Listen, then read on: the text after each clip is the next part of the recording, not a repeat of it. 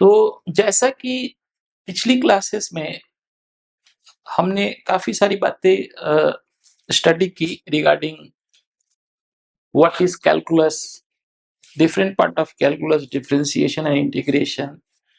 हमने ग्राफ बनाना सीखा different functions के। हमने जस्ट इसकी ये जो कैलकुलस के एप्लीकेशन फिजिक्स के अंदर मैंने एक स्पेशल क्लास दी थी, उसके उसमें हमने सीखा कि how to utilise your knowledge of calculus in the field of kinematics. So आज उसी के कंटिन्यूएशन में हम कुछ क्वेश्चंस लगाएंगे। सो हमारा ये कॉन्सेप्ट जो है बिल्कुल पक्का हो जाएगा।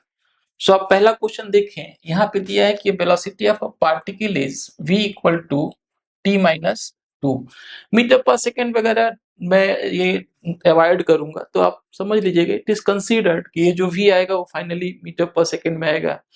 इससे यदि x आता है तो मीटर में आएगा, एक्सीलरेशन आएगा तो मीटर पर सेकेंड स्क्वायर में आएगा। That's all. सो यहाँ पे चूंकि इनिशियल कंडीशन नहीं दिया गया है, यहाँ पे सिर्फ पोजीशन निकालने की बातचीत कर रहा है। सो आप इसको क्या लिखते हैं, आप इसको लिखते हैं dx dt equal to t minus 2, यानी कि आपके पास dx हो जाएगा t माइनस 2 dt। और अब आप इसको इंटीग्रेट कर सकते हैं, तो ये आपका हो जाएगा। अब ये बच्चों मैं यहाँ पे 0 से t करता यदि कोई इनिशियल कंडीशन होता, बट यहाँ पे इनिशियल कंडीशन न होने की वजह से वो बात यहाँ पे नहीं होगी। सो यहाँ पे x की वैल्यू हो जाएगी T square by 2 minus 2t plus C, and obviously where c is an arbitrary constant। So यहाँ पे आपको पोजीशन मिल गया, और ये पोजीशन कुछ भी आएगा, एग्जैक्ट पोजीशन पाने के लिए c की वैल्यू प्राप्त होनी चाहिए, और c की वैल्यू प्राप्त होने के लिए इस क्वेश्चन में दिया जाना होना चाहिए कि at t equal to 0 the position of the particle is this much. तो सेकंड क्वेश्चन में देखते हैं, शायद उसमें कुछ दिया। अच्छा, इसमें एक पिछले क्वेश्चन में एक चीज रह गई थी, दूसरा वाला पार्ट उसने पूछा था कि acceleration. So v equal to t minus 2, this imply dv dt equal to 1। So इसका एक्सीलरेशन हो गया 1, और इसका पोजीशन हो जाएगा t square by 2 minus 2t plus C, and c की वैल्यू हम नहीं प्राप्त कर सकते हैं, तो एग्जैक्ट पोजीशन निकाल पाना मुश्किल है इस क्वेश्चन में। The second question is continuation of that first question, but इसमें आप ध्यान दीजिए कि इसके अंदर हमने दिया है कि x equal to 0 at t equal to 0। So इससे काफी अच्छा काम हो जाएगा। यहाँ पे आप लिख सकते हैं dx dt, ये v की जगह पे, equal to 2t, this imply dx equal to 2t dt। इसको इंटीग्रेट कर दीजिए, ये 0 से जाएगा t 2 सेकेंड, और ये 0 से जाएगा x। सो बच्चों ये हो जाएगा x फ्रॉम 0 टू x, और यहाँ पे हो जाएगा आपके पास t square from 0 to 2, this imply x equal to 4। So बच्चों इस क्वेश्चन का आंसर हो गया x equal to 4 second. Second next question is, the next question is nothing but your acceleration is given as 2t minus 1 meter per second. So if acceleration is given as, then this acceleration can be written to be dv dt, and it is 2t minus 1. Okay, once again we need initial condition. तो यहाँ पे initial condition बच्चों दिया हुआ है, क्या दिया हुआ है, at t equal to 0 v equal to 0, यानी कि हमें क्या निकालना है, वेलोसिटी निकालना है। तो एट किसी टाइम t पे हम वेलोसिटी निकाल लेंगे, 0 पे वेलोसिटी 0 थी, वेलोसिटी t पे निकालनी है, तो ठीक है। तो यहाँ पे हो जाएगा v फ्रॉम 0 टू v, और ये बच्चों हो जाएगा t square minus t from 0 to t. This implies your velocity comes to be t square minus t, क्योंकि यहाँ पे 0 रखा तो ये 0 आ गया, और t रखा तो ये आ गया। सो दैट्स गुड, क्योंकि ये क्या हो गया, v माइनस 0 हो गया, ये t square minus t minus 0 हो जाएगा। सो ये पार्ट हो गया। दूसरा पोजीशन भी निकालना है।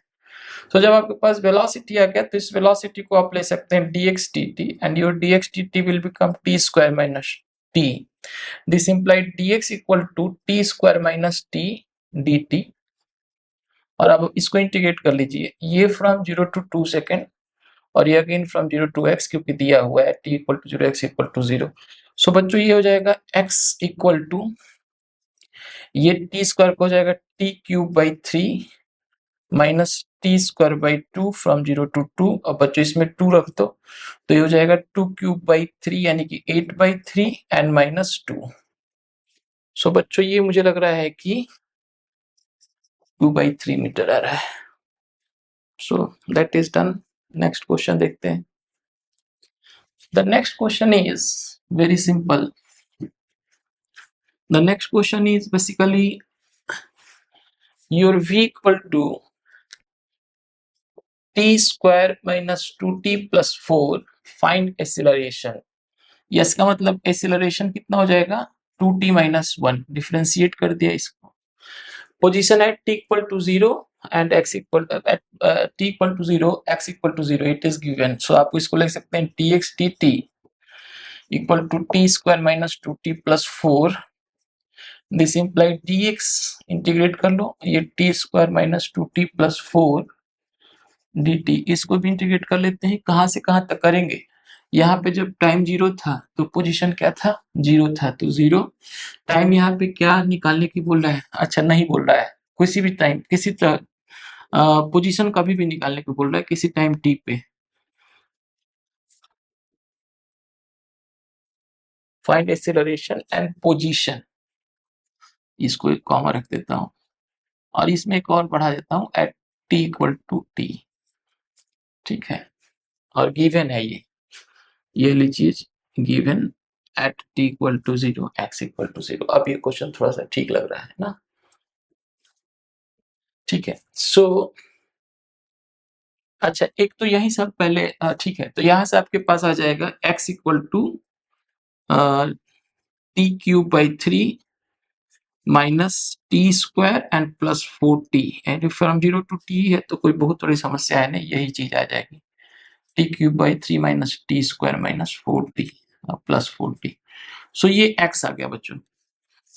नेक्स्ट पूछ रहा है आपसे कि time when acceleration equal to 0, जब एक्सीलरेशन 0 होगा तो यानी कि ये वाली वैल्यू जब 0 होगी तो टाइम पूछ रहा है, तो यानी कि 2t माइनस 1 को 0 कर लो। सो इसका मतलब t इक्वल टू 1/2 हो गया। Acceleration at t equal to 2 second, इसी में 2 डाल दो तो ये आ जाएगा 2 इंटू 2 माइनस 1 3 मीटर पर सेकेंड स्क्वायर। सो बच्चों सारे पार्ट हो गए इसके। नेक्स्ट देखते हैं।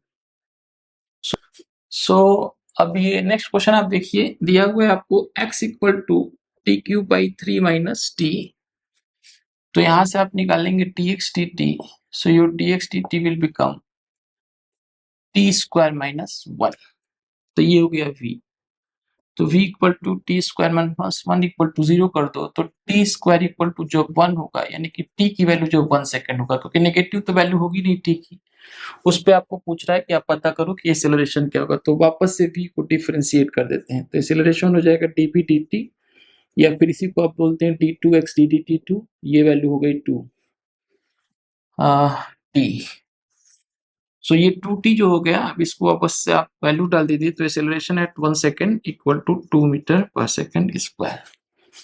सो वेलोसिटी जब 0 होगी तो क्या एक्सेलरेशन होगा ये पता चल गया आपको। ठीक है, so this was your next question. If v equal to x cube plus x find the acceleration at x equal to 1 metre. अब देखो ये जो वेलोसिटी है it is a function of x, so in that case acceleration will be v dv dx, मैंने आपको पहले ही बताया था। सो यदि v आपके पास आ गया x क्यूब प्लस x, इसका मतलब dv dx कितना हो जाएगा 3x स्क्वायर प्लस 1।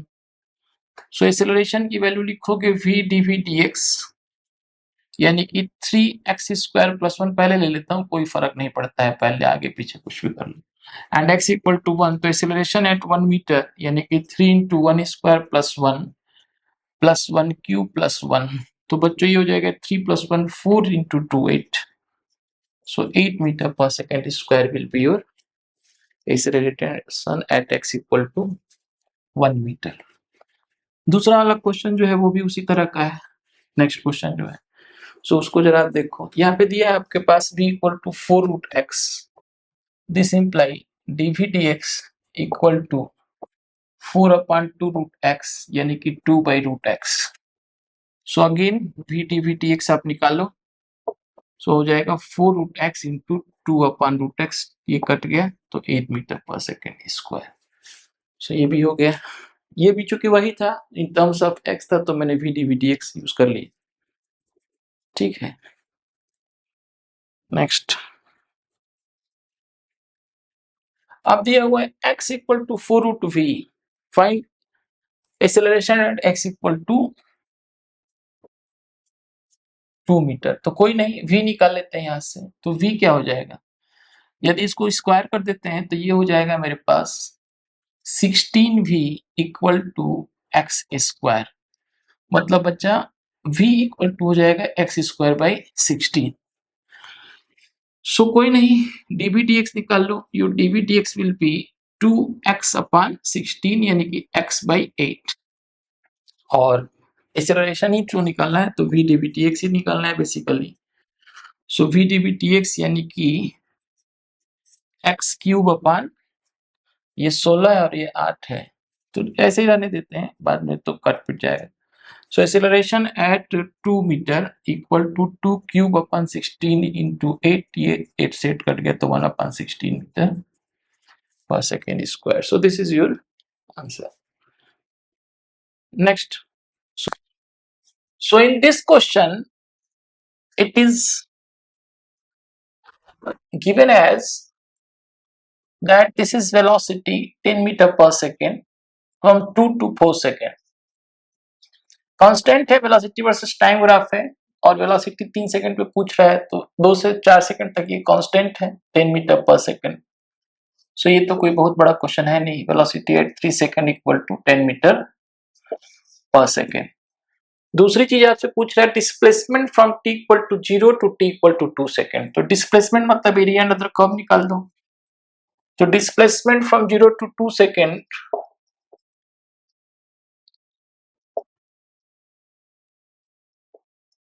मतलब कि एरिया अंडर दिस कर्व यानी कि 1/2 इंटू 2 इंटू 10 यानी कि 10 मीटर। नेट डिस्प्लेसमेंट का मतलब क्या हुआ, area under the whole curve. So ये हो जाएगा नेट डिस्प्लेसमेंट। नेट डिस्प्लेसमेंट का रियल मीनिंग क्या हो गया, from 0 to 6 second. So it will be 1/2 into sum of parallel side. Sum of parallel side ये हो गया 6, ये हो गया बच्चों कितना 2, तो 6 + 2 इंटू हाइट कितना है 10। ट्रेपेजियम की एरिया निकालनी है हमें, और तो कुछ करना नहीं है, तो ये हो जाएगा 40 metre. So this is the question. So this is the question where a graph of v versus t is given, और हमसे पूछा जा रहा है कि find velocity at t equal to 5 second. So बच्चों यदि इस पर्टिकुलर लाइन का मैं m निकालना चाहूं विच इज tan थीटा, और आपको पता है कि y equal to mx plus c graph होता है किसका, एक किसी भी लाइन का। सो यहाँ पे y की जगह पे क्या है v है, तो v इक्वल टू आप लिखेंगे mt प्लस c। सो m निकाल लेते हैं। तो m क्या मतलब क्या होता है, delta y by delta x, in this case delta v upon delta t। सो इस लाइन का डेल्टा v कितना हो जाएगा बच्चों, ये 15 और ये 10 है, तो यहाँ पे हो जाएगा 15 माइनस 10 डिवाइडेड बाई 6 माइनस 4 यानी कि 2.5 मीटर पर सेकेंड स्क्वायर। अच्छा, जो स्लोप होता है किसी भी वेलोसिटी वर्सेस टाइम का स्लोप ही एक्सेलरेशन होता है।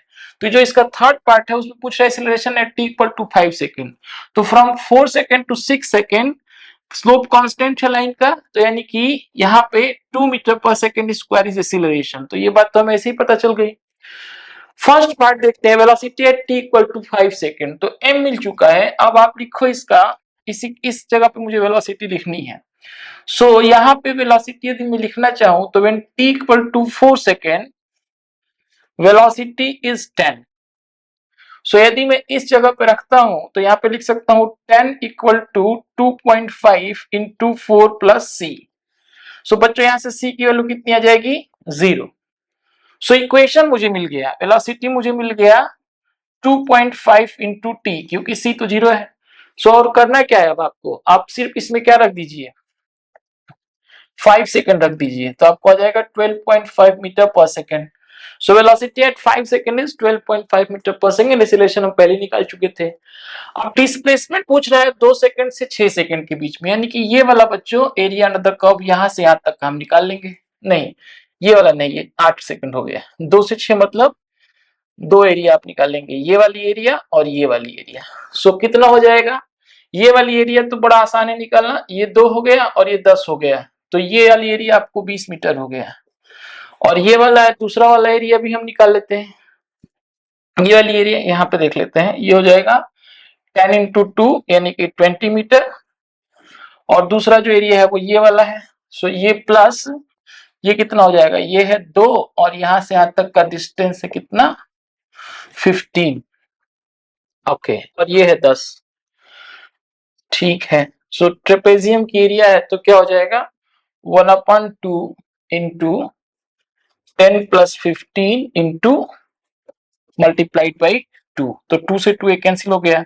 सो ये बेसिकली बच्चों आ रहा है 25, तो 20 प्लस 25 इज 45 मीटर। सो इस पर्टिकुलर टाइम में 2 से लेके 6 सेकेंड में ये 45 मीटर के आसपास चलता है। So this question has been completed. Next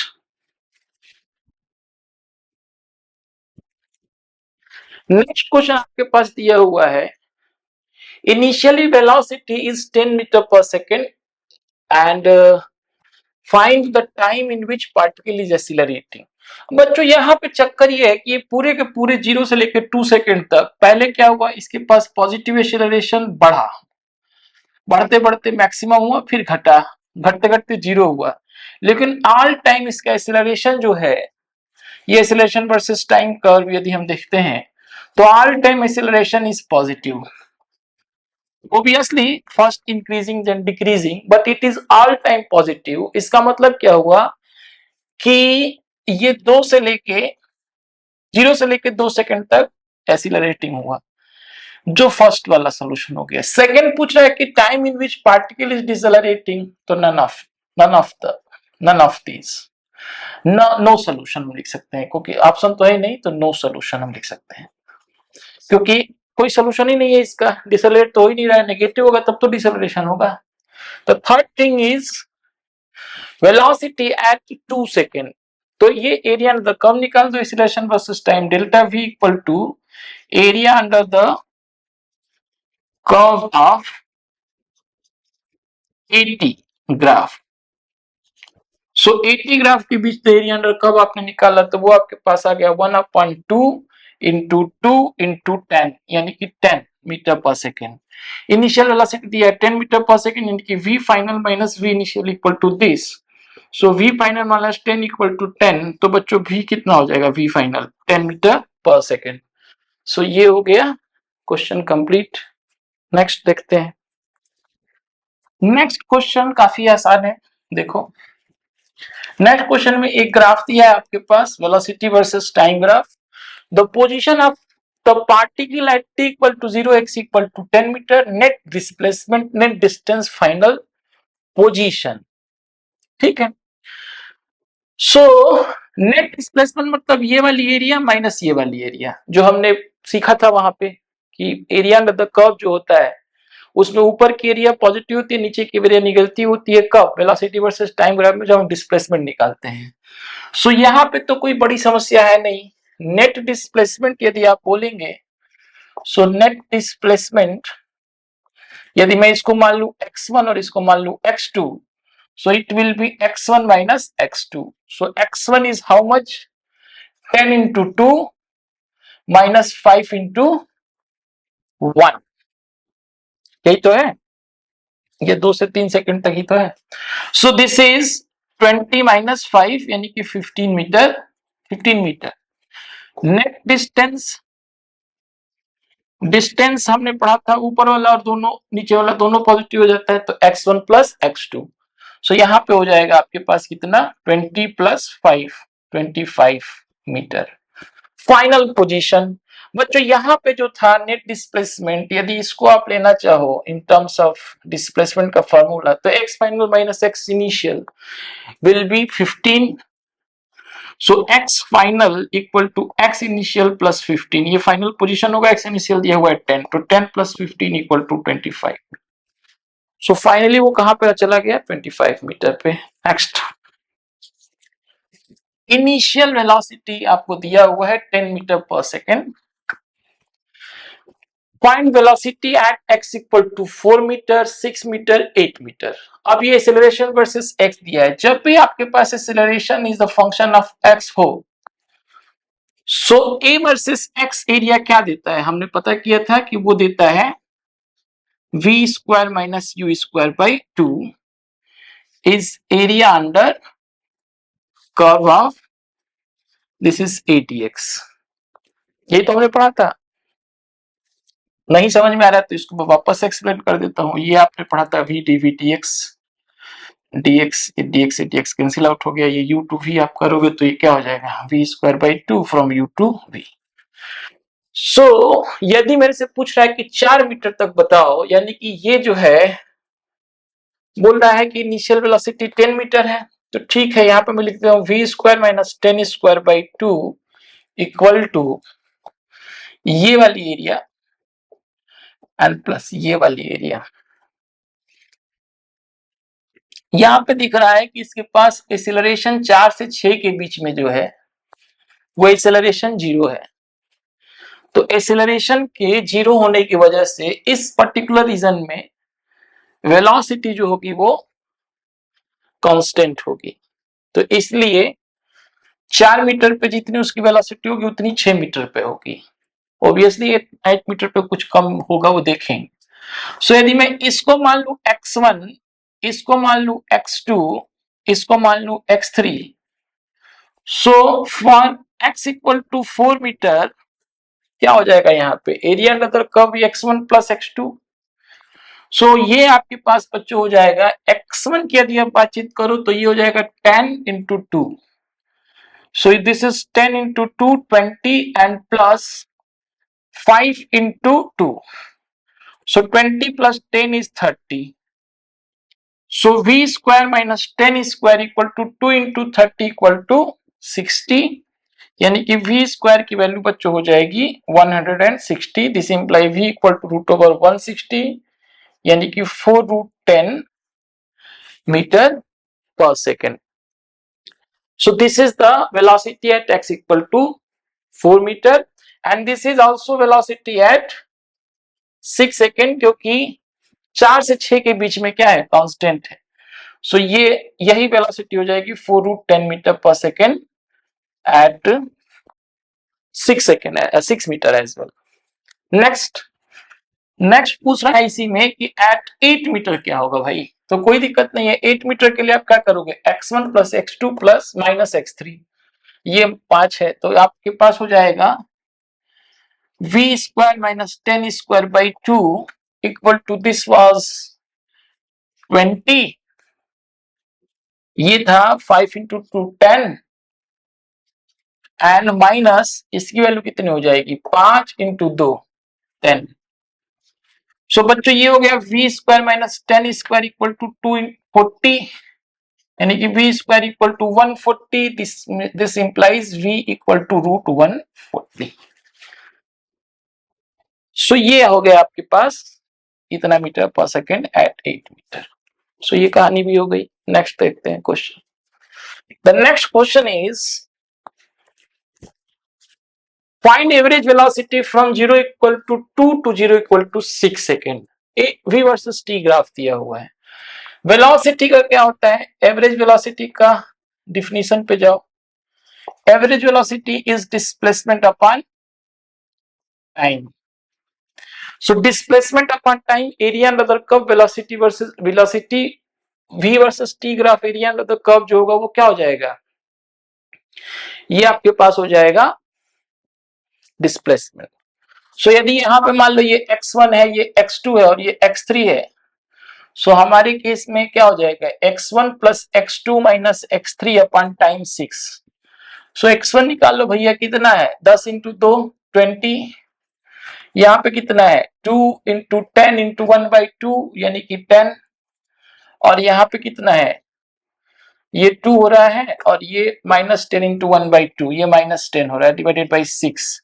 So 20/6 meter per second is average velocity, that is 10/3 meter per second average velocity. And average speed बच्चों कितना होगा? आपको बहुत अच्छे से पता है कि average speed is distance upon time. इस केस में डिस्टेंस कितना हो जाएगा 20 + 10 + 10 होल डिवाइडेड बाई 6. सो 40/6 यानी कि 20/3 मीटर पर सेकेंड. तो 10/3 is average velocity and 20/3 is average speed. Next,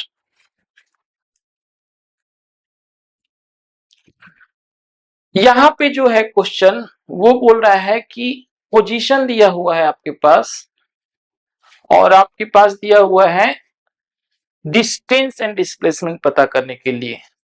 तो पहले x दिया है तो हम यहां से सबसे पहले वेलोसिटी निकालेंगे. So your velocity equal to dx/dt. और हम यहाँ पे ये भी चेक करते हैं कि कहीं ऐसा तो नहीं है कि ये टर्न बैक हो रहा है, कहीं क्वेश्चन टर्निंग वाला तो नहीं है. तो देख लेते हैं. सो dx/dt यहाँ पे करोगे तो ये हो जाएगा 3t² अपॉन 3 - 1. तो बच्चा पॉइंट ये हो गया t² - 1. सो अब आप ये देखो कि t इस वेलोसिटी 0 कब हो रहा है t² - 1 = 0 यानी कि t² = 1 यानी कि t = 1. -1 से तो कोई लेना देना हमें है नहीं. तो 1 सेकंड पे जो है ये क्या कर रहा है, क्योंकि t = -1 नहीं होगा, नेगेटिव टाइम नहीं हो सकता है. तो t = +1 पे ये क्या कर रहा है, ये पर्टिकुलरली टर्न कर रहा होगा. ठीक है, क्योंकि अब देख लो यहाँ पे वेलोसिटी 0 हो जाती है. तो टर्निंग की यही सारी चीजें हमने बताई थी और टर्निंग हम पता कर चुके हैं. तो अब हम क्या करेंगे, अब हम कुछ नहीं करेंगे, अब हम देखेंगे t = 0 पे x कितना था. तो t = 0 पे x0 था 0. फिर निकाल लो t = 1 पे, तो यहाँ पे x1 निकाला तो कितना आ जाएगा 1/3 - 1. तो ये हो गया -2/3. यानी कि ये जो है बॉडी वो पीछे जा रही थी. यानी कि यदि हम इसकी पोजीशन को जानने की कोशिश करें, सो ये x = 0 से इधर जा रही थी कहीं पे. क्योंकि यदि इसको यदि मैं dv/dt निकालना चाहूं तो dv/dt इसका है वो आ रहा है 2t. इसकी वेलोसिटी जो है वो बच्चों पॉजिटिव है हमेशा टाइम के साथ. जैसे जैसे टाइम बढ़ेगा एक्सीलरेशन, तो एक्सीलरेशन इंक्रीजिंग है टाइम के साथ और ये हमेशा पॉजिटिव है इंक्रीजिंग होने के साथ साथ. तो मतलब ये हुआ, और वेलोसिटी 0 से 1 सेकंड के बीच में नेगेटिव होगा. डाल के देख लो, यहाँ पे 0 डालोगे इस जगह पे, इस जगह पे तुम वेलोसिटी को देखो तो ये वेलोसिटी t² - 1 आ रहा है. तो 0 पे ये नेगेटिव है, यानी कि पहले इसके पास नेगेटिव डायरेक्शन में वेलोसिटी होगी, ये उसको ले जाएगी वेलोसिटी. ऑब्वियस सी बात है एक्सीलरेशन इसको हमेशा इसकी वेलोसिटी को कम कर रही होगी, क्योंकि वेलोसिटी इधर है तो एक्सीलरेशन इधर है.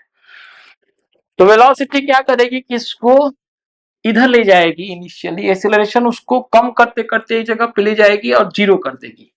सो जहां पे 0 करेगी वो टाइम जो है, वेलोसिटी जहां पे 0 हो रहा है वो टाइम है 1 सेकेंड और वो पोजीशन है -2/3 मीटर, जो x1 जिसको मैंने बोला है, जिसको हम लोग x1 भी बोल सकते हैं. सो x1 पे मतलब 1 सेकेंड पे टर्निंग हो रही है और this is -2/3. So your question is completed. अब यदि मैं तुमसे पूछूं कि डिस्प्लेसमेंट बताओ कहां से कहां तक, डिस्प्लेसमेंट बताओ x2 - x0, यही तो होगा डिस्प्लेसमेंट. तो हमें कुछ करना ही नहीं होता है. डिस्प्लेसमेंट हम डायरेक्टली देख लेते हैं कि final position minus initial position, तो हमें उसी में डाल देना होता है. तो यहाँ पे x2 यदि तुम देखो तो ये क्या हो जाएगा 2³ - 2 एंड x0 तो 0 ही था -0. सो ये 8/3 - 2, 8/3 - 2 इज 2/3 मीटर. सो ये हो गया डिस्प्लेसमेंट. डिस्प्लेसमेंट में कोई झंझट नहीं होता है. यानी कि यदि मैं थोड़ा सा इस बोर्ड को थोड़ा ठीक करूं, सो तुम ऐसे समझोगे इस चीज को कि x0 जो था एट t इक्वल टू 0 वो 0 था और x1 जो था t इक्वल टू 1 सेकेंड वो -2/3 था। बॉडी ऐसे चला वेलोसिटी से इस तरफ, इसके ऊपर हमेशा एक्सेलरेशन लग रहा है। यहां तक आया और यहां तक आने के बाद फिर वो चलते चलते वापस तुम देखोगे तो x2 जो था वो तुम्हारे पास कितना आ गया था 2/3। सो यदि तुम अपनी थोड़ी बुद्धि का इस्तेमाल करो तो डिस्टेंस कितना चला होगा, यहां से यहां तक 2/3 मीटर, फिर वापस यहां से यहां तक 2/3 मीटर और फिर यहां से यहां तक 2/3 मीटर। यानी कि यदि मैं इससे पूछूं तुमसे कि डिस्टेंस कितना चला तो डिस्टेंस का गणित होगा 2/3 प्लस 2/3 प्लस 2/3 इक्वल टू कितना हो गया 2 मीटर, जबकि डिस्प्लेसमेंट था सिर्फ 2/3 मीटर, क्योंकि डिस्प्लेसमेंट का सिर्फ इससे इसका लेना है, इसमें से इसको डिडक्ट कर दो। You got the idea. या फिर तुम अपने फार्मूले पे जाओ डिस्टेंस पे, तो तुम ऐसे लिखोगे कि x1 माइनस x0 इसका mod and plus x2 minus x1 इसका मॉड। ये जो है मेरे को क्या मिलने वाला है, डिस्टेंस मिलने वाला है। तो निकाल लो यहाँ पे, यदि x1 तुम देखोगे तो x1 बच्चों क्या था 0 और x0 कितना, सॉरी x1 सॉरी -2/3 था, -2/3 minus 0 mod and plus x2 जो तुम्हारे पास था वो था 2/3 एंड माइनस ऑफ -2/3 इसका मॉड। सो ये माइनस प्लस हो जाएगा मॉड में, तो ये 2/3 हो गया और ये 4/3 हो गया, तो अगेन 6/3 2 मीटर। तो प्रोसेस बदलने से आंसर तो बदलेगा नहीं। So this is the process basically which we really follow to solve some difficult kind of question. Now next question हम देखते हैं इसी तरीके का टर्निंग वाला। So टर्निंग पे हम एक और डिफरेंट टाइप का क्वेश्चन देखते हैं। पोजीशन x दिया है आपको, position x equal to x equal to 3 sin pi t, this is given. This position x equal to 3 sin pi t is given, that's all. And पूछ रहा है कि distance and displacement from x equal to 1/4 to 3/4 second. Again हम इसको differentiate करके देखते हैं भाई इसका dx dt क्या है। सो इसका dx dt हो जाएगा बच्चों 3 पाई cos पाई t। अब यहाँ पे आप ये देख रहे हैं कि यहाँ पे यदि मैं वैल्यूज डालूं वेलोसिटी में, तो वेलोसिटी कब जीरो होगी वो जरा हम देख लेते हैं। कॉस फंक्शन है तो इनिशियली क्या होता है, ये घटता, मतलब पहले ज्यादा होता है बहुत ज्यादा, 0 से π/2 के बीच में इसकी वैल्यू डिक्रीज होती है, और मतलब पॉजिटिव से कॉस की वैल्यू 1 से लेके 0 तक पहुंचती है और फिर π/2 से पाई तक नेगेटिव हो जाती है। तो ये सारी कॉन्सेप्ट तो आपको पता ही है। सो यदि मैं देखूं कि v 0 कब हो रहा है, तो दिस v इक्वल टू 0 यानी कि cos pi t equal to 0, यानी कि यहाँ पे cos π/2 कर दूं, so t equal to 1/2 second पे इसकी वेलोसिटी बच्चों 0 हो जाएगी। मतलब ये हुआ। अच्छा, एक और बात हमें चेक करनी पड़ेगी कि इसका डिफरेंशिएशन क्या है। तो d2x अपन dt 2 हो जाएगा -3 pi square sine pi t. Okay, so basically position उसके पास at t equal to 0, body 0 पे थी, ओरिजिन पे थी। At t equal to 0 x was 0, क्योंकि sine 0 is 0। Velocity initially maximum थी 0 पे, इसकी वैल्यू 3 पाई हो जाएगी, वेलोसिटी 0 पे हो जाएगी 3 पाई, यानी कि ये इस डायरेक्शन में वेलोसिटी उसको बोल रही थी कि बेटा चलो। सो ये बच्चा पार्टिकल ऐसे चला, बट एक्सेलरेशन नेगेटिव है, तो एक्सेलरेशन ने एक जगह पे इसको ले जाके और फिर 0 कर दिया। वो जो जगह थी वो जगह का नाम मैंने रख दिया 1/2, क्योंकि ये t इक्वल टू 1/2 सेकंड था। ठीक है, तो 1/2 तक ये गया और फिर अब वो टर्न बैक करेगा। वंस अगेन डिस्टेंस में समस्या होगी, displacement is not a big issue. Distance निकालने के लिए प्रॉब्लम होगा। यदि डिस्प्लेसमेंट कोई मेरे से बोले तो मैं डिस्प्लेसमेंट निकाल सकता हूं, मैं लिख सकता हूं x3/4 minus x0, this is displacement, that's all. What is the big issue? तो रख के देख लो कितना आ रहा है। ये आ रहा है 3 sin 3 पाई, मतलब इसमें 3/4 रख देंगे तो 3 पाई/4 एंड माइनस 0। तो ये वैल्यू कुछ नहीं, 3 इंटू 1/√2 माइनस 0, यानी कि 3/√2 मीटर जो है आपके पास हो जाएगी फाइनल लेवल की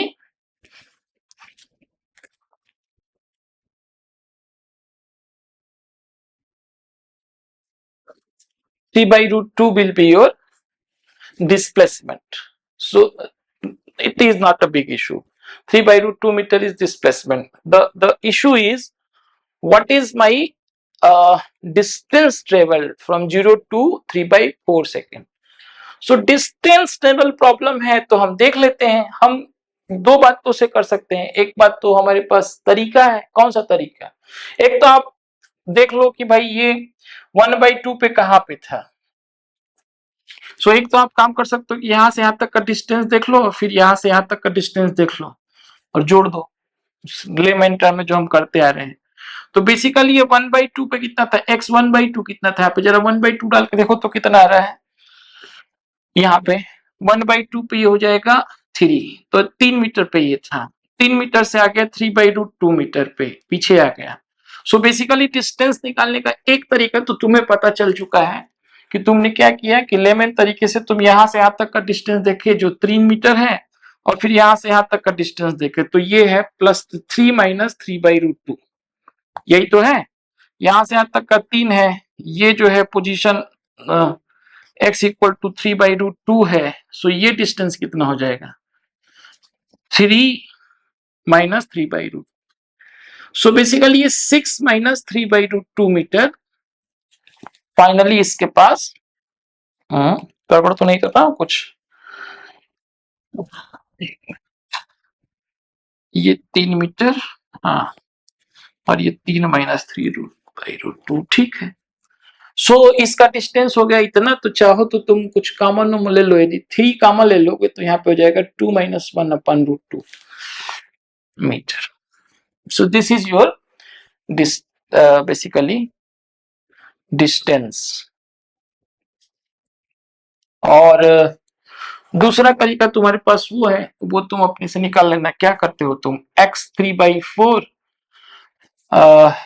माइनस x 1/2 का mod and plus mod of x 1/2 minus x0, तो ये निकाल लेना तुम खुद से। सो अब जो है आज हम लोग थोड़ी सी चर्चा करेंगे sine of x v and a की। ऑलरेडी हम लोग पिछली वीडियो में ये बात कर चुके हैं, बट वापस हम लोग थोड़ी इसके विषय में एलोबरेट करते हैं क्वेश्चन के थ्रू, ताकि कुछ और क्वेश्चन करा जाए। एक क्वेश्चन से ही मैं आपको रिवीजन जैसा करा दूंगा। सो पिछली बार हमने चर्चा ये किया था कि यदि x और v इन दोनों का डायरेक्शन अपोजिट हो, इफ तो दीज बोथ आर अपोजिट, तो बॉडी क्या करता है, इट मूव्स टुवर्ड्स ओरिजिन। और यदि ये सेम डायरेक्शन में हो, इफ x एंड v का जो साइन है बोथ आर सेम, साइन यहाँ पे लिख देता हूं, if sine of x and v, तो यहाँ पे sine of x and v, so ये यदि सेम हो तो ये क्या करेंगे, the particle will move away from the origin.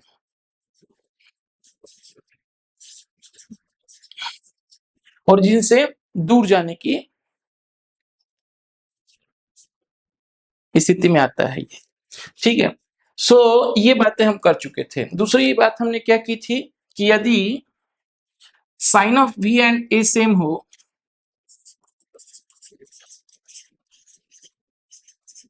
तो बॉडी क्या करता है, इसका स्पीड बढ़ता है, तो स्पीडिंग अप होता है, या हम इसको ऐसे भी लिखेंगे कहीं कहीं पे स्पीड इंक्रीजेस।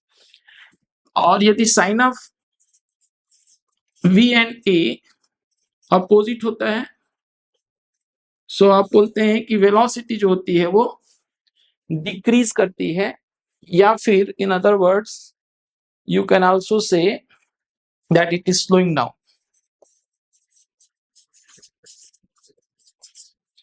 ये चर्चा हमने पिछली क्लासेस में की थी। तो अब एक क्वेश्चन है, उसी क्वेश्चन के अकॉर्डिंग हम देखते हैं कि क्या क्या बातें हैं, ए पे क्या होगा, बी पे क्या होगा, सी पे क्या होगा, डी पे क्या होगा, अलग अलग बातें हम चर्चा करेंगे। सो आप यहाँ पे देखिए ए के ऊपर क्या है, पोजीशन तो 0 है, यानी कि वो ओरिजिन पे ही है। y0 लिखा है मैंने, x ना मतलब चूंकि y डायरेक्शन है, y0 लिया है, तो एट ओरिजिन है, यानी कि एट ओरिजिन ये है, y इक्वल टू 0 पे ओरिजिन पे है, x भी 0 मान लो, कोई फर्क तो पड़ता नहीं है, मोशन यहाँ पे y डायरेक्शन में ही सब कुछ हो रहा है, तो हमने ये ओरिजिन पे है।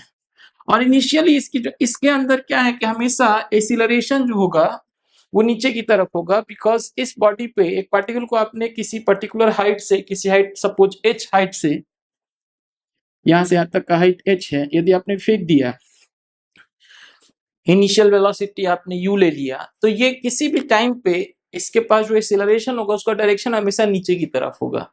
सो एक्सीलरेशन के नीचे की तरफ होने से यहाँ पे v जो है वो तो ग्रेटर देन 0 है, और जो आपके पास a है वो लेस देन 0 है, तो दो both are in opposite direction. तो both are in opposite direction मतलब बॉडी क्या कर रही है, यहाँ पे इसका स्पीड डिक्रीज हो रहा है, स्पीड डिक्रीज हो रहा है, या हम इसको बोलते हैं कि ये स्लोइंग डाउन वाली स्थिति है, स्लोइंग डाउन वाली स्थिति है। और चूंकि ओरिजिन पे ही है तो वो बात तो हम कुछ कर ही नहीं सकते हैं। तो ये ए की चर्चा हो गई। अब हम चर्चा करते हैं बी की, कि बी पे इसके साथ क्या हो रहा है। बच्चों बी पे, अब यहाँ पे चूंकि ए मैंने नेगेटिव लिया है, इसका मतलब जाहिर सी बात है कि मैंने ऊपर की तरफ पॉजिटिव लिया होगा और नीचे की तरफ नेगेटिव लिया होगा। ये मेरा रेफरेंस लाइन है, y इक्वल टू 0, उससे ऊपर की तरफ सब कुछ पॉजिटिव, उससे नीचे की तरफ सब कुछ नेगेटिव, ऐसा हमने लिया हुआ है। तो यदि ऐसा आपने लिया हुआ है तो बी पे क्या हो जाएगा, बी पे अगेन y की वैल्यू जो है ग्रेटर देन 0 है, v की वैल्यू आपके पास क्या है, ग्रेटर देन 0 है। सो y की वैल्यू 0 ग्रेटर देन 0, v की वैल्यू ग्रेटर देन 0, यानी कि body is moving away from the origin. तो जा ही रहा है, देख रहे हो आप, जा ही रहा है ऑलरेडी, इस बी के इस पे कुछ वेलोसिटी होगी, इसके पास ऊपर ही जा रहा है। ठीक, फिर यदि हम यहाँ पे देखें तो यहाँ पे v ग्रेटर देन 0 है और a लेस देन 0 है, इसका मतलब ये बात भी पक्की हो गई कि स्पीड जो है वो कम हो रही है, यानी कि स्पीड इज डिक्रीजिंग, और you can say that it is in slowing down situation. अच्छा, ये बी की कहानी हो गई। सिमिलरली यदि मैं सी की बात करूं तो सी पे बच्चों वेलोसिटी क्या हो गई, 0 हो गई, but position y greater than 0, velocity equal to 0, but acceleration is less than 0। अब यहाँ पे जब वेलोसिटी 0 हो गई तब हमें ख्याल करना पड़ेगा एक्सीलरेशन का। जैसे ही किसी पर्टिकुलर जगह पे वेलोसिटी 0 हो गई तो बॉडी मूव किधर करेगी, in the direction of acceleration. So obvious सी बात है कि उसकी वेलोसिटी धीरे धीरे बढ़ेगी। ओके, सो इस पोजीशन को स्पेशल कंडीशन है, इसमें हम थोड़ा सा अपना दिमाग लगाएंगे, और इट इज स्पीडिंग अप, या इसका स्पीड इंक्रीज करेगा किसके डायरेक्शन में, इन द डायरेक्शन ऑफ ए।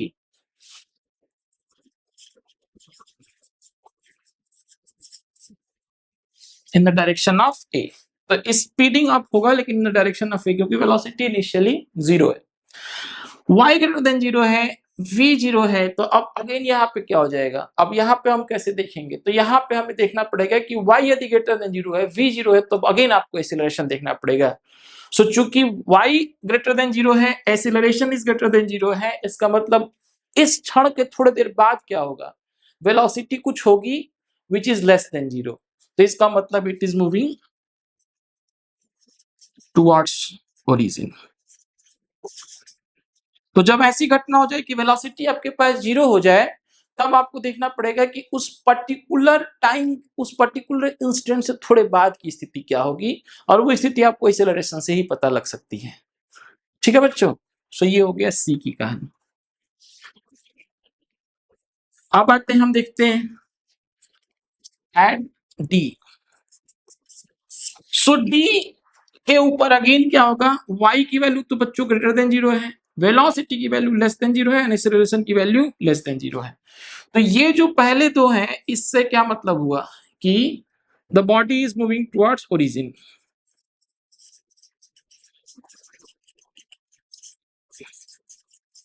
दोनों का डायरेक्शन अपोजिट है, और इन दोनों के इंटरसेक्शन से हमें क्या मिलने वाला है? स्पीडिंग अप या स्पीड इंक्रीजेस। ठीक है, तो ये बात हो गई डी। अब हम जरा ई की बातचीत करते हैं। सो बच्चों, ई पे क्या होगा? ई पे 1 सेकेंड ओरिजिन पे पहुंच चुका है, 1 सेकेंड वेलोसिटी लेस देन 0 हो गया है, एक्सेलरेशन लेस देन 0 हो गया, y 0 हो गया। तो ठीक ओरिजिन पे ये तो वो कहानी तो खत्म हो गई, टुवर्ड्स ओरिजिन या अवे फ्रॉम ओरिजिन। ये वाली कहानी बता रही है स्पीडिंग अप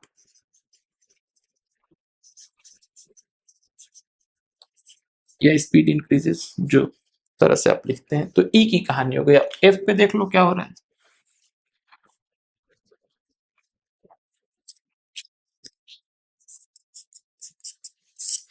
एफ के ऊपर बच्चों y जो है वो लेस देन 0 है, velocity is less than 0, acceleration is less than 0। इन दोनों से हमें ये पता चलेगा कि moving away from the origin, क्योंकि दोनों का डायरेक्शन सेम है। और इन दोनों से पता चलेगा स्पीडिंग अप या स्पीड इंक्रीजेस। सो ये बात बच्चों होती है।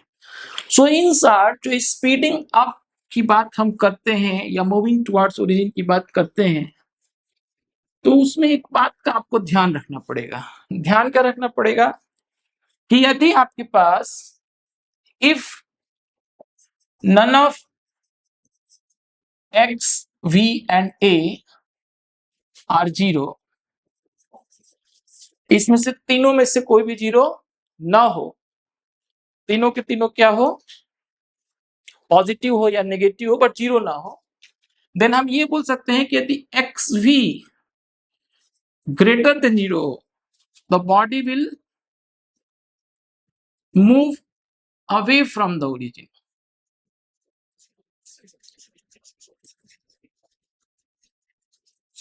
And if xv is less than 0, the body will move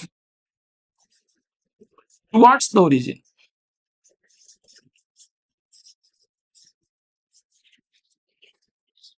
और यदि xv जो है वो क्या है?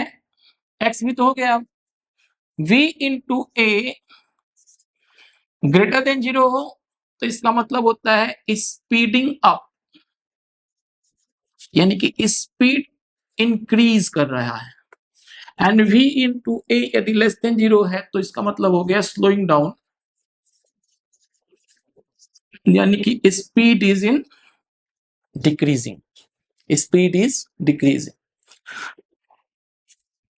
अब यदि मान लो कि x 0 हो जाए, ठीक है, अब x 0 हो जाए, v की वैल्यू क्या हो जाए? ग्रेटर देन 0 हो जाए, और a की वैल्यू लेस देन 0 हो जाए, तो इन दोनों से स्पीडिंग अप कि स्लोइंग डाउन पता चल सकते हैं। इन दोनों के मल्टीप्लीकेशन से, इनके मल्टीप्लीकेशन से आप पता कर सकते हो कि it is nothing but slowing down, क्योंकि ये नेगेटिव हो रहा है। लेकिन ये वाली वैल्यू जब 0 है, तो ये बात ही खत्म हो गई कि बॉडी मूविंग टुवर्ड्स ओरिजिन है, मूविंग अराउंड ओरिजिन पे ही है। अब यदि मान लो कि x कुछ है, लेट अस से x ग्रेटर देन 0 है, v इक्वल टू 0 है, एंड a ग्रेटर देन 0 है। सो अब इस स्थिति में तुम्हें यह देखना पड़ेगा कि x ग्रेटर देन 0 है, इसका मतलब क्या हुआ? बॉडी ओरिजिन से अवे है, कहीं पे ओरिजिन से तो आगे ही है, लेकिन ये v 0 है और a ग्रेटर देन 0 है, यानी कि अब वो वेलोसिटी को क्या कर रहा है? धीरे धीरे बढ़ा रहा है। तो 0 से जस्ट आगे वाले टाइम पे आप देखेंगे, ठीक है। तो यदि a ग्रेटर देन 0 है, वेलोसिटी 0 है, x ग्रेटर देन 0 है, किसी तरीके से फोर्स वगैरह कुछ भी लगा के, तो in that case this body is moving away from the origin, because थोड़े टाइम के बाद ये वेलोसिटी पॉजिटिव होगी बिकॉज ऑफ दिस एक्सीलरेशन, क्योंकि वेलोसिटी आफ्टर सम टाइम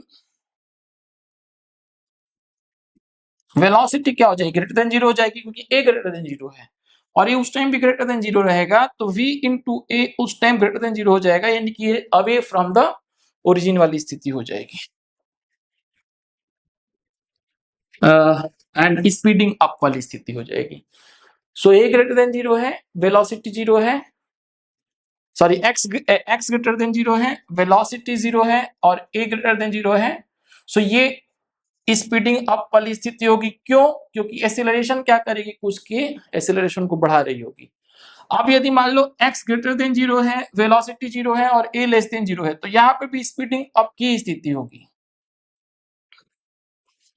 दोनों ही केस में स्पीड बढ़ेगा, बट अब क्या होगा, थोड़े टाइम के बाद यदि देखो तो v लेस देन जीरो हो जाएगा यहाँ पे, तो x ग्रेटर देन जीरो है, तो अब इस सिचुएशन में क्या करेगा, the body is moving towards origin.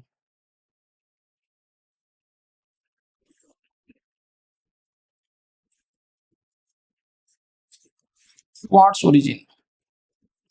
और यहाँ पर हम लोग बोल सकते हैं कि ये वाली स्थिति में the body is moving away from the origin. क्यों? क्योंकि थोड़े टाइम के बाद, इसको ऐसे कर दो, अभी फ्रॉम द ओरिजिन, इसका मतलब ये हुआ, क्यों ऐसा हो रहा है, क्योंकि थोड़े टाइम के बाद यहाँ पे वेलोसिटी ग्रेटर देन जीरो हो जाएगी एसेलरेशन की वजह से। तो कभी भी वेलोसिटी जीरो हो तो स्पीडिंग अप होगा, क्योंकि एसेलरेशन यदि है तो वो जिस भी डायरेक्शन में उधर ले जाएगा, लेकिन वो पोजीशन के साथ वेलोसिटी कुछ समय के बाद क्या रिलेशन रखता है वो हमें देखना पड़ेगा, कि पोजीशन के साथ, यानी कि इन शॉर्ट हम ये बोल सकते हैं कि यदि वेलोसिटी जीरो हो तो x इंटू ए का मल्टीप्लीकेशन हमें देखना चाहिए। यानी कि यदि हमारे पास एक स्पेशल कंडीशन ये आ जाए कि वेलोसिटी इक्वल टू जीरो हो जाए, सो हम क्या करेंगे, हम देखेंगे कि yes if x into a is greater than zero then body is moving away from the origin, and if x into a is less than 0 then the body is moving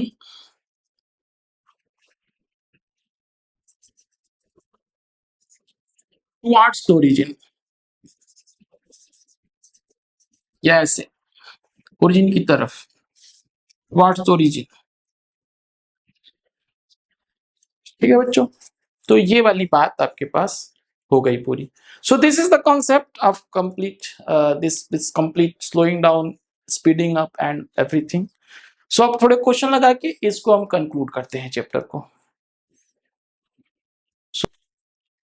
So in this question it is given as velocity equal to t square minus t। सो बच्चों velocity यदि t square minus t है तो acceleration कितना हो जाएगा, your acceleration will be 2t minus 1। अब हमें देखना यह है कि स्पीडिंग अप या slowing down, in both the cases velocity into acceleration से हमें बात को पता चलेगा। यदि velocity into acceleration is greater than zero तो उस पर्टिकुलर इंटरवल में स्पीडिंग अप होगा, और यदि velocity into acceleration is less than zero then उस पर्टिकुलर इंटरवल में स्लोइंग डाउन होगा। ये तो बातों का पता हमें चलेगा। सो आप v इंटू ए निकाल लीजिए, v इंटू ए आपके पास क्या हो जाएगा, T square minus T into 2t minus 1। सो बच्चों ये हो जाएगा t into T minus 1 into 2t minus 1। अब इस बात को पता करने के लिए कि ये पॉजिटिव है कि नेगेटिव है, किस पर्टिकुलर जगह पे भी है, उसको पता करने के लिए एक बड़ा इंपॉर्टेंट तरीका हम लोग यूज करते हैं, जिसको वेवी कर्व बोला जाता है। बड़ा आसान सा है वेवी कर्व, ये मैं आपको भी सिखा देता हूँ, तुरंत आपको पता चल जाएगा। मैथमेटिक्स वाले खूब सारे इनइक्वालिटीज वगैरह पढ़ते हैं, पर नीट के भी बच्चे हैं इसमें, इसलिए मैं बहुत ज्यादा मैथमेटिक्स नहीं पढ़ता हूँ, बट एक प्रॉपर ग्लिम्स आपको दे दूंगा ताकि आपको कोई समस्या ना हो। सो यदि कोई फंक्शन है आपके पास एफ एक्स जो कि x minus 1 into x minus 2 हो, इसको मैं थोड़े दूसरे कलर से करता हूं। सो हमें यदि ये पता करना हो कि F x is greater than 0 या F x is less than 0, इस बात के लिए हम क्या करेंगे कि हम ये देखेंगे कि x-1 और x-2 कहाँ जीरो हो रहा है। सो x-1 जिस जगह पे जीरो हो रहा है वो पॉइंट है 1 और x-2 जिस जगह पे जीरो हो रहा है वो पॉइंट है 2। ये दोनों पॉइंट्स को आप लोग बोलते हैं क्रिटिकल पॉइंट्स। अब इस पूरे फंक्शन की यदि मैं बात करूं x-1 इंटू x-2, इसकी वैल्यू कब पॉजिटिव है और कब नेगेटिव है, इसके लिए आप क्या करिए कि 1 से पहले कोई एक नंबर ले लीजिए, कोई भी नंबर, और देखिए कि उस जगह पे एफ एक्स की वैल्यू क्या आ रही है, पॉजिटिव आ रही है कि नेगेटिव आ रही है। सो यदि मैंने यहाँ पे x की वैल्यू 0 रख ली, जो कि क्या है, 1 से कम है, तो आप देख रहे हैं कि -1 इंटू -2 एफ 0 की वैल्यू जो है वो आ रही है पॉजिटिव। सो इसका मतलब ये हुआ कि बिफोर 1 इट वाज पॉजिटिव। अब यहाँ पे x के पावर x-1 के पावर यदि 1 हो, चूंकि 1 पावर है, यहाँ पे भी 1 पावर है, तो इस जगह पे साइन चेंज करेगा, जो पॉजिटिव होगा वो नेगेटिव में चला जाएगा, यानी कि अब यहाँ पे साइन चेंज हुआ, अब ये 1 से 2 के बीच में फंक्शन नेगेटिव हो जाएगा, और फिर 2 से इंफिनिटी के बीच में ये फंक्शन अगेन पॉजिटिव हो जाएगा। कब? जबकि इसके ऊपर पावर 1 हो या फिर ऑड हो। जब पावर इसके ऊपर 1 हो या ऑड हो तो साइन चेंज हो जाता है, वो पॉजिटिव वाला नेगेटिव हो जाता है उसके बाद।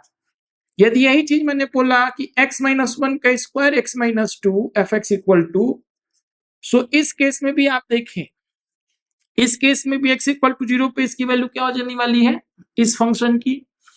यदि आप 0 रखते तो यहाँ पे वैल्यू हो जाएगी, ये हो जाएगा आपके पास प्लस और ये हो गया माइनस, यानी नेगेटिव। सो ये 1 पे बच्चों ये हो गया नेगेटिव। बट अब नेगेटिव से आया माइनस इन्फिनिटी से, लेकिन इसके ऊपर पावर क्या है, इवन है। सो जब पावर इवन होगी तो कोई साइन चेंज नहीं होगा। सो 1 से 2 के बीच में ये नेगेटिव हो जाएगा,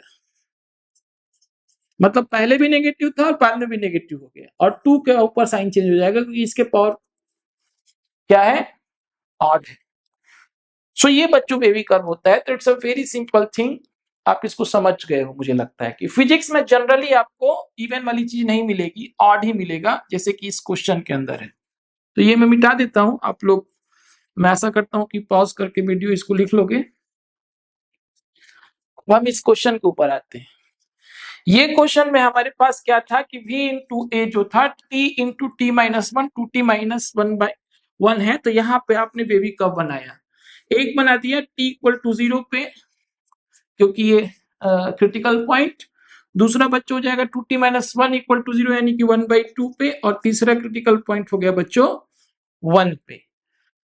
अब टाइम की वैल्यू आपको पता है कि 0 से ज्यादा ही होगी, तो कोई ऐसा पॉइंट लीजिए जो 0 से ज्यादा हो। तो टाइम की वैल्यू यदि मैंने 0 से ज्यादा लिया कुछ भी और 1/2 से कम, या एक काम करते हैं हम 1 से लेते हैं ज्यादा, इधर से हम देखेंगे और फिर वहां से चेंज कर लेंगे, आप उल्टा भी तो कर सकते हैं। तो 1 से ज्यादा एक पॉइंट ले लिया t इक्वल टू 2, और यहाँ पे देखा कि va की वैल्यू t इक्वल टू 2 पे क्या होता है, तो 2 -1 4-1, तीनों पॉजिटिव है तो ये पॉजिटिव हो रहा है, यानी यहां से बच्चों आया होगा ये पॉजिटिव। फिर क्या हुआ, नेगेटिव, क्यों, क्योंकि इसके पावर है 1, फिर 1/2 पे बच्चों देखो पावर कितना है 1, सो अगेन ये क्या हुआ, साइन चेंज किया, और ऐसे। सो मतलब ये हुआ कि इस पर्टिकुलर टाइम पीरियड में 0 से लेकर 1/2 तक ये वैल्यू थी पॉजिटिव, और 1/2 से 1/1 तक ये वैल्यू थी नेगेटिव VA की। सो आपको पता है कि VA की वैल्यू जब ग्रेटर देन 0 होगा तो स्पीडिंग अप होगा, तो स्पीडिंग अप के लिए बच्चों टाइम क्या हो जाएगा, 0 से 1 यूनियन, नहीं 0 से 1/2 यूनियन 1 टू इंफिनिटी। और स्लोइंग डाउन में बच्चों देखो इस वाली जगह पे नेगेटिव हो रहा है, तो ये वैल्यू क्या हो जाएगी 1/2 to 1। ठीक है, चूंकि हम सिर्फ ग्रेटर देन और लेस देन की बात कर रहे हैं इसलिए हम इक्वलिटी नहीं रख रहे हैं, ये जो है क्लोज नहीं है, ओपन है इंटरवल। इसका मतलब आपको पता ही है, तो इस तरह से हमने कर दिया 1/2 to 1, तो इसका मतलब क्या हो गया, x लाइज बिटवीन 1/2 to 1। यहाँ पे x की जगह पे t है, तो इससे t लाइज बिटवीन 1/2 to 1। यदि यही मैं क्लोज कर देता 1/2 to 1, तो इसका मतलब क्या हो जाता 1/2 to t 1। तो ये वाली बात तो यहाँ पे है नहीं, ये जस्ट आपके जानने के लिए यही वाली बात है, एक इंटरवल। सो आई थिंक कि आपको ये कंसेप्ट समझ में आ चुका होगा। नेक्स्ट क्वेश्चन देखते हैं। नेक्स्ट देखो, बड़ा अच्छा सा क्वेश्चन है अगेन।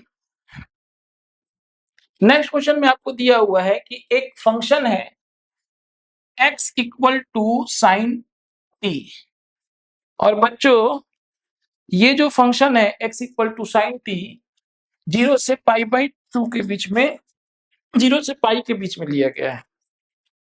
सो यहाँ पे क्या है, इसका इंटरवल भी दिया है 0 से पाई, ठीक है। Find the time interval in which particle is speeding up, तो ठीक है, इसको निकाल लो वेलोसिटी। सो वेलोसिटी इसका हो जाएगा cos t, एक्सीलरेशन बच्चों कितना हो जाएगा sin t। अब आप लोग यदि अपनी ट्रिग्नोमेट्री की फर्स्ट वाली क्लास याद हो, तो मैं आपको ये बताना चाहूंगा कि cos t क्या होता है। This is positive in which quadrant, this is positive in first quadrant और फोर्थ में भी होता है, लेकिन ये सेकंड में क्या हो जाता है, नेगेटिव हो जाता है। क्योंकि यहाँ पे हमारे पास दो ही क्वाड्रेंट है, 0 से लेके π/2 एंड यूनियन π/2 टू पाई, तो मुझे इतना ही देखना है, ठीक है। और यहाँ पे sine t minus sine t है, तो ये क्या होता है, ये 0 से लेके पाई के बीच में पॉजिटिव ही होता है, यानी कि फर्स्ट और सेकंड दोनों में पॉजिटिव है।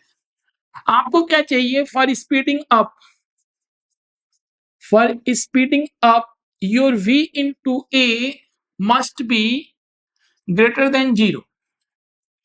सो v into a must be greater than 0, यानी कि minus sine t into cos t must be greater than 0।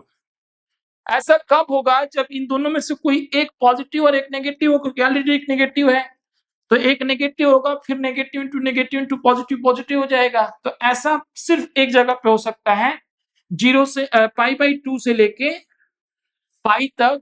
और वो भी बच्चों, चूंकि ये 0 वाली तो कहानी चलेगी नहीं, इसलिए हम इसको लिख देंगे ओपन वाले, तो इन ओपन इंटरवल π/2 टू पाई, ठीक है। सो आप देख लो π/2 टू पाई में कहां पे ये हो रहा है, यहाँ पे π/2 टू पाई में ये वैल्यू हो जाएगी पॉजिटिव हमेशा, ये नेगेटिव है और ये नेगेटिव है, तो ये ऑलवेज हो गई पॉजिटिव। सो ये कहानी π/2 टू पाई के बीच में बच्चों सत्य हो गई। सो इस तरीके से आप चीजों को थोड़ा सा अपने ये कर पाएंगे, ठीक है। अच्छा देखो, यदि कोई एग्जामिनेशन ऐसा, पहले तो ये बहुत ज्यादा अच्छे एग्जाम में पूछेगा, लेकिन स्पीडिंग अप यदि पूछ रहे हैं और यदि मान लो कि ये वाला ऑप्शन दिया हो और एक कई बार क्लोज इंटरवल में दे देते हैं π/2 टू पाई, वो गलत है। लेकिन यदि ये वाला ऑप्शन ना हो, वही वाला सिर्फ ऑप्शन हो, तब इन दैट केस आप π/2 टू पाई भी कर सकते हैं। इन लूज सेंस उसमें इंक्रीज ही कर रहा है, लेकिन ठीक है, मतलब क्योंकि आप खुद ही सोच सकते हो कि 0 से वो पहले चालू होगा, जैसे इसमें हम एक का वैल्यू 0 हो जाएगा π/2 पे, कॉस की वैल्यू π/2 पे 0 हो जाएगी और पाई पे ये 0 हो जाएगा।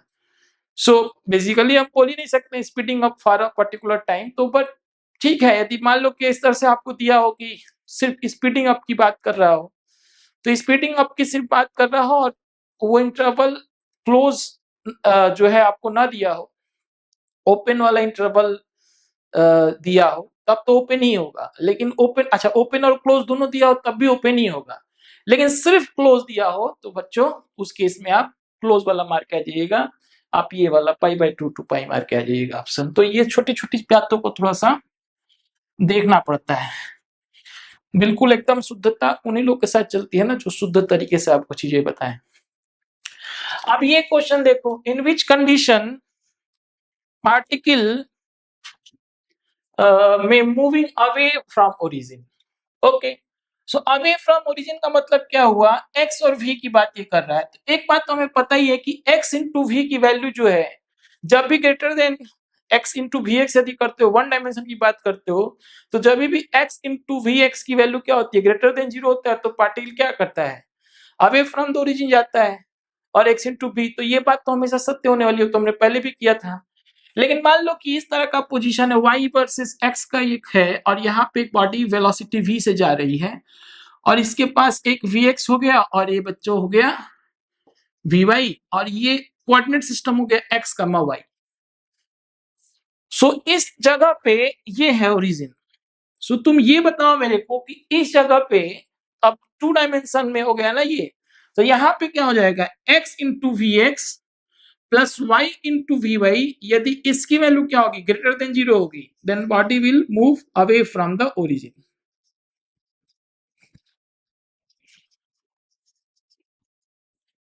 ये 2 डायमेंशन की बात हो गई। 1 डायमेंशन में सिर्फ मोशन होता तब तो पक्का सी बात है कि x इंटू वी यदि जब ग्रेटर देन 0 होता तो अवे फ्रॉम द ओरिजिन जाता, कोई मतलब की बात थी। तो ये पहला वाला तो सही हो गया, ये तीसरा वाला भी सही हो गया। अब नहीं, अवे फ्रॉम द ओरिजिन ठीक है, तो ये गलत हो गया। यदि सी सही हुआ तो डी गलत हो गया अपने आप ही। अब ये जो है ये एक्सीलरेशन है, this is a x is greater than 0। So बच्चों मैंने तुमको बताया था कि जब acceleration along x axis greater than 0 हो जाए, या एक्सीलरेशन अलोंग वाई एक्सिस 0 हो जाए, तो इसकी प्रवृत्ति क्या होगी बॉडी को, इट कुड बी पॉसिबल कि इस सिचुएशन में एक कंडीशन हो सकती है कि इस तरह से बॉडी आ रहा हो, यहाँ पे नेगेटिव आई हो और वेलोसिटी पॉजिटिव हो। सो एक कंडीशन हो सकता है कि मूविंग टुवर्ड्स द ओरिजिन, ये कंडीशन हो सकता है, ठीक है। तो ये यदि ओरिजिन पे होगा तब ये सत्य हो पाएगा, अदरवाइज ये भी गलत हो गया। तो लिटरली इसमें ए और सी हमेशा सही हो जाएगा, बी तब सही हो जाएगा जब यहाँ पे और कुछ दिया हो, x इक्वल टू 0 दिया हो यदि यहाँ पे, और d2x dt2 ग्रेटर देन 0 दिया हो, जो हमने अभी इस क्लास के पहले डिस्कस किया था सारे कंडीशंस। यदि x 0 दिया हो तब ये वाली कहानी भी सही हो जाएगी। यहाँ पे यदि मैंने ये कह दिया कि एंड x इक्वल टू 0, तब ये अवे फ्रॉम द ओरिजिन जा रहा है, क्योंकि अब d2x अपॉन dt2 की डायरेक्शन में तो वेलोसिटी होगी, तो वो अवे फ्रॉम द ओरिजिन ही जा रहा है। सो बच्चों ग्राफ्स के रिलेटेड जिस तरह के क्वेश्चन जेईई मेन में आ सकते हैं वो हमने सारे डिस्कस कर लिए। इवन जो कॉन्सेप्ट लेवल की बातें हैं वो एडवांस की भी मैंने सारी आपसे कर ली हैं, बट ऑब्वियस सी बात है यार, एडवांस में कुछ चीजें तो थोड़ी सी अच्छी आती हैं, इसीलिए तो एडवांस है वो। सो ये जो लेक्चर है आज आपका कंप्लीट ग्राफिकल लेवल तक जेईई मेंस और नीट के लेवल तक कंप्लीट हो गया। एडवांस के लिए मैं कोई अलग से थियरी नहीं पढ़ाऊंगा, बिकॉज एडवांस में थियोरेटिकल पोर्शन बहुत कम होता है, एप्लीकेशन होता है, कुछ मैथमेटिकल चीजें होती हैं जो आपको अलग से बतानी होती है। ऑब्वियस सी बात है जो बच्चे आईआईटी की तैयारी करते हैं वो कैलकुलस में उसको पढ़ते ही हैं, बट बहुत सारी चीजें कैलकुलस की एडवांस लेवल के लिए हमें 11th में ही पढ़नी होती है। सो जब मैं एडवांस लेवल की और ओलंपियाड लेवल की मैं अलग से लेक्चर बनाऊंगा हर एक चैप्टर की, बट अभी थोड़े दिन तक नहीं बनाऊंगा, मैं 3-4 महीने तक मैं आप लोग का अभी मेंस का बनाऊंगा। मेंस का यदि पहले ही खत्म हो जाता है सारा लेक्चर तो एडवांस भी बनाना चालू कर दूंगा। सो आपको एक बार मेंस का कंप्लीट होगा लेक्चर, मेंस और नीट लेवल का, जिसके अंदर आप मान के चलिए 70-80% तो बोर्ड का भी आ ही जाएगा। बाकी जो बहुत ज्यादा थ्योरेटिकल चीजें हैं बोर्ड की, उसमें मैं ज्यादा अपना दिमाग नहीं लगाना चाहता हूँ। बहुत सारे वीडियोस पड़े हुए हैं आपके पास यूट्यूब पे बोर्ड के लिए, तो आप देख लीजिए, और अच्छे वीडियो पढ़े हैं, लोगों ने अच्छी मेहनत करके बनाए हुए हैं। सो मैं आपको वो चीज बताना चाहता हूँ जो नहीं पढ़े हुए हैं, तो this is for JEE Mains only. So JEE Mains का बच्चों एक पर्टिकुलर यूनिट जो है काफी हद तक हमने कंप्लीट कर लिया। अब हम इसमें आगे मोशन इन 1D और 2D करेंगे, बस ये चैप्टर कंप्लीट हो जाएगा। So thank you, thanks a lot.